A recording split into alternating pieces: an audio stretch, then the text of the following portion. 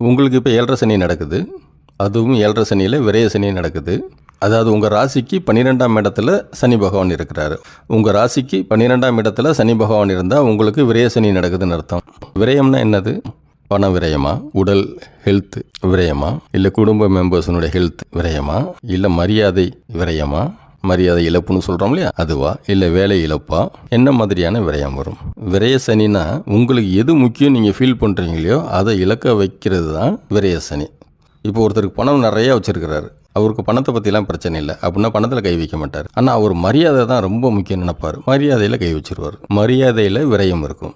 ஒருத்தர் பணம் நிறையா வச்சுருக்கிறாரு, மரியாதையெல்லாம் பெருசாக எடுத்துக்க மாட்டார். ஏன்னா எப்படியோ சம்பாதிச்சிட்டாரு பணம், மரியாதையை பற்றிலாம் கவலைப்பட மாட்டார். ஆனால் ஹெல்த்தில் கான்சியஸாக இருப்பார். அப்போ ஹெல்த்தில் கை வச்சுருவார், ஹெல்த்தில் விரயம் வரும். ஒருத்தர் ஃபேமிலி மெம்பர்ஸ் மேலே அதீத பாசம் வைப்பாங்க, அவங்களுடைய ஹெல்த் கண்டிஷன் பாதிக்கப்படும். விரய சனியுடைய தாக்கம் எல்லாருக்குமே ஒரே மாதிரி இருக்குமா அப்படின்னு கேட்டால் அதுவும் சொல்ல முடியாது.